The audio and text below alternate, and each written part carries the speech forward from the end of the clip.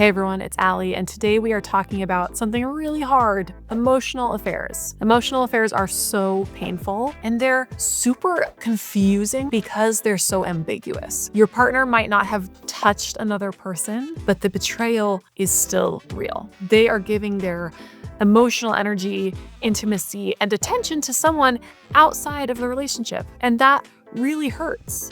It's so hard to define and pinpoint, and it also makes it easier to dismiss or deny any wrongdoing because of that ambiguity. But emotional affairs are serious. They can be just as painful as physical infidelity. So what actually counts as emotional cheating? Don't worry, I'm here to help. This is what we're talking about today. We are lifting the lid on emotional affairs, what they are, how they start, and 5 signs that your partner might be having one. And if you do think that your partner is emotionally cheating, I'll also talk you through what you can do next, how you can bring it up. Before we get started, a quick intro. Hi, I'm Allie, licensed marriage and family therapist and head of relationships at Paired, the app that brings couples closer. We have already helped millions of couples improve their relationships. See what the fuss is about by tapping the link in the description. What is an emotional affair and why are they so painful? So you're worried that your partner is having an emotional affair, but what exactly does that mean? Where is the line and how do you know when it's been crossed?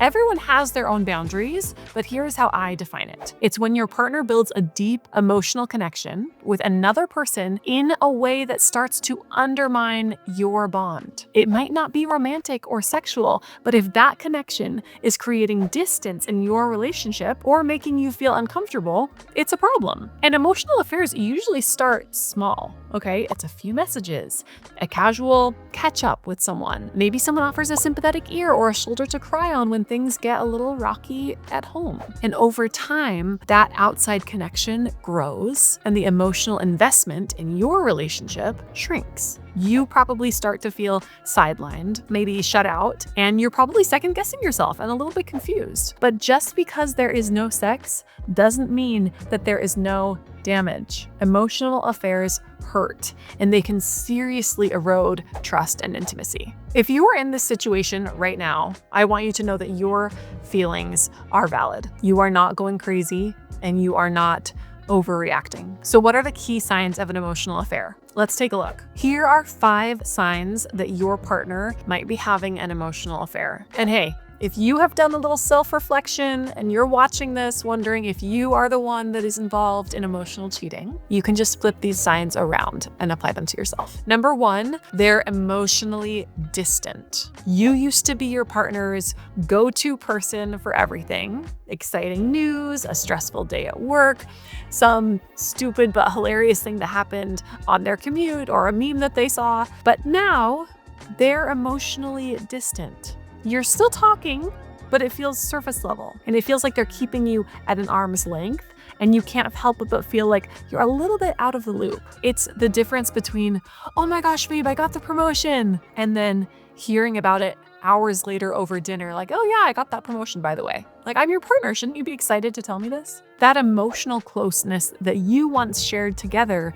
is fading and you feel like you're being shut out of your own relationship. And when emotional intimacy disappears without explanation, it could mean that your partner is finding that connection somewhere else. Number 2, they're confiding in someone else more than you. You keep hearing about this one person. Maybe it's a colleague or a friend who just gets them. They're swapping long messages and maybe staying late together after work, just being in touch more than feels necessary. And from what you can tell, their conversations with this person are going deep. It's not just a casual chit chat, okay? It's genuine intimacy and emotional support. And I'm not saying that your partner shouldn't seek emotional support from other people. That's actually really healthy to confide in your friends and have people that you can turn to outside of the relationship. But when one person seems to be replacing you as their main confidant, that is not a good sign. And honestly, you will recognize the difference between a healthy, regular friendship and something more inappropriate or threatening. Trust your gut. You're going to feel that something is off. Number 3, they're secretive with their phone. Phone stuff is a big one. Phones can give us a lot of signs about what is going on. Their phone used to just be a phone, face up on the table, casually left on the sofa. It's not a big deal. And now it's practically locked down and they get super weird when they don't have it. It's always in their pocket or flipped over, and they even take it into the bathroom with them, which a lot of people do anyway, but still. If your partner is suddenly protective of their phone and this is a new thing, that is a blazing red flag. And here's another telltale sign: their reaction when you then bring that up. Either they brush it off and say it's nothing and maybe even act like you're the one crossing a line or invading their privacy, or they just get super defensive and are like, no, I don't, I'm not hiding it. But it's not just about privacy. It's about what they don't want you to see, and it's about a noticeable change in their behavior around their phone. Unfortunately, that's a really common tell that something is off. Number 4, they visibly light up when talking about that person, but shut down when you bring it up. This one can be subtle and it's a little hard to put into words, but again, your gut is probably going to pick it up. When your partner mentions this particular person, their vibe changes. Maybe they speak faster or smile more. They kind of light up. They're genuinely excited at the thought of this person and they like talking about them. But then look at what happens when you mention that person or ask questions about their friendship. Suddenly the energy flatlines and they become vague or dismissive or defensive even. I want you to notice the contrast here. They're excited to talk about that person on their terms, but they shut down if they feel like you are questioning it too closely or are looking into their friendship or relationship. It's as if they've got something to hide, and that should ring some alarm bells for you. Number 5, you no longer feel like a priority. On paper, nothing has changed. They're still showing up for date nights and maybe bringing you your morning coffee just the way that you like it. But emotionally, you feel like you've been bumped right down to the bottom of the list. It really sucks. They're physically present, but it's like the emotional plug has been pulled from your relationship. Maybe they stop asking you about your day, or they kind of just seem to zone out when you answer. Here's another one, and this one is a real sucker punch. You are telling them about something that really matters to you, and you look over and they're just nodding along. Their eyes are a little glazed over. They're not actually engaging or connecting. You're not getting the same level of emotional care and attention that you used to. And that could mean that they are spending their emotional energy elsewhere. Okay, so that is 5 signs that your partner might be emotionally cheating. But before we talk about what to do next, I just want to be really clear that none of those signs are definitive proof. Your partner might be disconnecting for reasons completely unrelated to infidelity. So even if you're thinking, yep, all of that sounds familiar, it is not a foregone conclusion. Either way, something's off and you do need to get to the bottom of it, but don't just immediately jump to they're cheating. So let's consider, what is your next move? Worried your partner is emotionally cheating? Here's what to do. If you've seen the signs and you think that your partner is having an emotional affair, there are ways to address it. First off, I'm really sorry that you're in this position. It is so painful and confusing, and you are probably hurting a lot right now and don't know where to go from here. But I promise you, you can get through this. So many couples have, and you're absolutely not alone. I've counseled dozens of couples through emotional cheating, and often they do come out stronger than they were before. It just takes some intention and some work. Here's what I want you to do.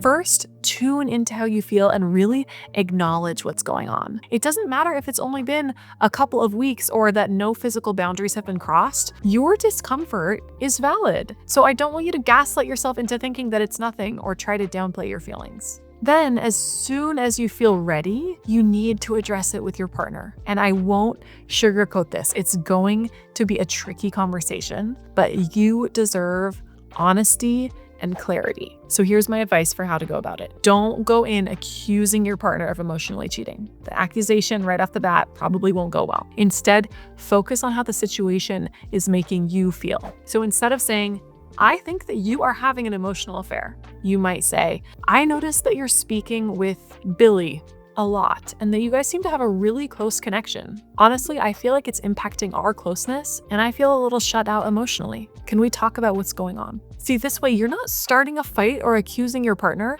you're simply expressing your emotional reality. And that opens up space for a real, more honest conversation. It's also important to understand why your partner might be seeking emotional connection elsewhere. And that is not about blaming yourself or making excuses for them. Cheating is cheating and it's never okay. It's more about figuring out if there's something going on in the relationship that's led to this moment. Maybe you have gone through a period of a lot of stress together, or there's been a big change that is somehow leading to an emotional disconnect. Understanding the why doesn't excuse the betrayal, but it can help you get to the root cause and figure out if there is space to rebuild that trust. You can also bring up boundaries. Try something like, I really want you to have friendships. I appreciate when you have friendships, but this particular connection feels like it's crossing a line. So can we talk about the emotional boundaries that we want to have in our relationship? At the end of the day, you get to decide what feels okay and what doesn't feel okay in your relationship. And if you and your partner are both willing to show up honestly and do the work, this can be a turning point, not the end. Emotional cheating is such a painful topic, but here's what I want you to keep in mind. Your feelings are valid and you're not overreacting. Emotional affairs are just as hurtful as physical ones. Emotional distance doesn't automatically point to infidelity. Rather than accusing your partner, tell them how you're feeling and try to get to the root cause of the disconnect. Emotional cheating can be hard to define, so work with your partner to set clear, unambiguous boundaries. Either way, betrayal hurts, no matter what form it takes, and healing from it takes time. But with honest communication, clear boundaries, and the genuine desire to reconnect and really know and love each other again, it is possible. And if you can't move on from it, that's okay too. You deserve a relationship where you feel safe, valued, emotionally secure, and you are allowed to walk away if you feel that the trust is broken. No judgment. The fact is, life happens, and it is normal for couples to drift apart and then reconnect throughout the relationship. We have created the Paired app to help you stay connected no matter what. With expert-backed advice, fun quizzes, and daily check-ins, it can help you solve all the connection problems you have. Download it today. The link is in the description. And I want to hear from you. We are going to be running monthly Q&A sessions led by me, Allie, your qualified couples therapist. So if you have any questions you want me to answer or topics that you're interested in, drop them in the comments. And if you enjoyed this video, don't forget to like and subscribe. And thank you so much for watching. See you soon.